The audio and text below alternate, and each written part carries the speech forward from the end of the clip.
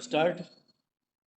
इसके विपरीत प्रतिवादीगण ने अपना जवाब दावा पेश कर वादी के अधिकांश कथनों को अस्वीकार करते हुए विशेष कथनों में अंकित किया है कि वादी के द्वारा प्रस्तुत नक्शे में वादी के मकान की दीवार के सहारे नाली दिखाई गई है, जबकि प्रतिवादीगण के घर से निकलने वाली नाली वादी के मकान की दीवार से लगभग 10-12 फीट की दूरी पर स्थित है।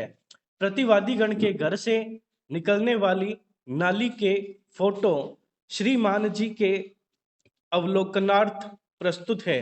प्रतिवादीगण के घर का जो पानी निकलता है वह वादी के घर के सहारे से नहीं निकलता है। प्रतिवादीगण के द्वारा वादी व पड़ोसी के मकानात को ध्यान में रखकर अपनी जमीन में बीच में वादी के मकान से लगभग 10-12 फीट दूर नाली निकाल रखी है। उक्त नाली लगभग पिछले 20 सालों से बनी हुई है। वादी के द्वारा जो आसा पासा दिया गया है वह स्वीकार नहीं है। पूर्व दिशा में वादी के द्वारा जो गली बताई गई है वह प्रतिवादीगण की जमीन है। प्रतिवादीगण के घर से बाहर सड़क पर निकलने के लिए एक तरफा व एक दिशा में ही रास्ता है तथा घर का पानी निकालने के लिए भी एक ही रास्ता है। प्रतिवादीगण की उक्त नाली का पानी वादी के मकान की किसी भी दीवार की नींव में प्रवेश नहीं कर रहा है, न ही किसी प्रकार की कोई सीलन या दरार वादी के मकान में आई है, न ही कीचड़ की स्थिति बनी हुई है।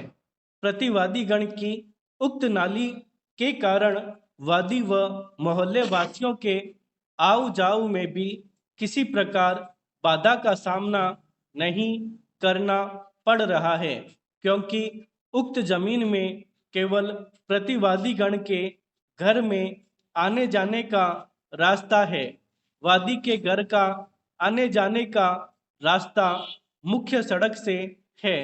वास्तव में तो वादी ने प्रतिवादीगण की जमीन में जबरन दरवाजा बना लिया है तथा वादी प्रतिवादीगण की पूर्व दिशा की जमीन को कब्जा कर हड़पना चाहता है। प्रतिवादीगण ने अपनी जमीन पर दीवार बनानी चाहिए तो वादी ने प्रतिवादीगण को दीवार नहीं बनाने दी तथा प्रतिवादीगण को तंग व परेशान करने की नीयत से यह वादी ने श्रीमान जी के समक्ष प्रस्तुत किया है। वादी को प्रतिवादीगण के विरुद्ध कोई आज्ञापक आदेश तथा स्थायी निषेधाज्ञा प्राप्त करने का कोई कॉज ऑफ एक्शन हासिल नहीं हुआ है। प्रतिवादीगण के किसी भी कृत्य से वादी को कोई नुकसान कारित नहीं हुआ है, इसलिए वह प्रतिवादीगण से क्षतिपूर्ति के रूप में 20,000 रुपये भी प्राप्त करने का अधिकारी नहीं है। वादी के द्वारा प्रस्तुत प्रार्थना पत्र में ऐसी कोई स्थिति नहीं है जिससे वादी का प्रथम दृष्टया मामला बनता हो, न ही वादी को कोई अपूर्णीय क्षति कारित हो रही है, न ही सुविधा का संतुलन भी वादी के पक्ष में है। अंत में वादी का दावा भारी हर्जे व खर्चे से खारिज किए जाने का निवेदन किया। बहस अंतिम उभय पक्षकारान सुनी गई। दौराने बहस विद्वान अधिवक्ता वादीगण ने न्यायालय के समक्ष यह तर्क रखा है कि प्रतिवादीगण के मकान के स्नानघर व रसोई आदि का गंदा पानी वादी के पूर्व दिशा में स्थित गली में निकलता है, जो कि उक्त गंदा पानी वादी के मकान की पूर्वी दीवार के सहारे होकर बहता हुआ मुख्य नाली में जाता है। उक्त गंदे पानी से वादी को अनावश्यक परेशानियों का सामना करना पड़ रहा है।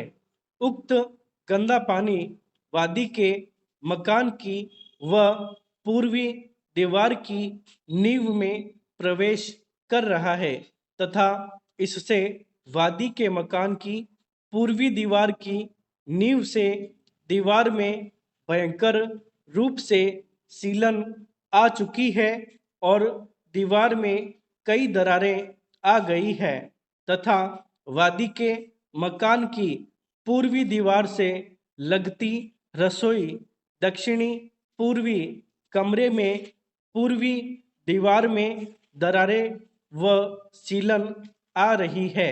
उक्त सीलन से वादी का उक्त मकान में रहना भी दूभर हो गया है।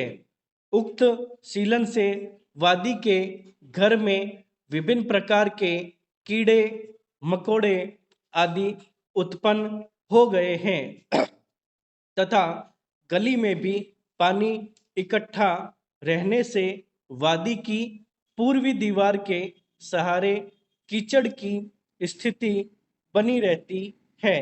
इससे अनावश्यक बदबू व मक्खी मच्छर आदि रहते हैं।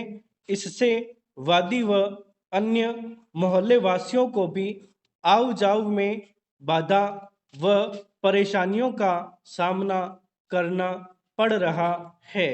उक्त सीलन से वादी का मकान गिरकर ध्वस्त होने की स्थिति में आ चुका है।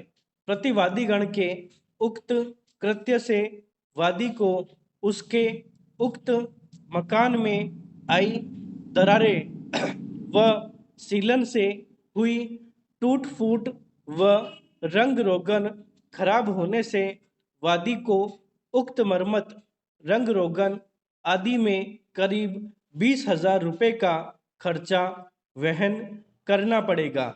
अंत में वादी वाद पत्र के पैरा संख्या 14 में बताए अनुसार डिक्री किए जाने का निवेदन किया।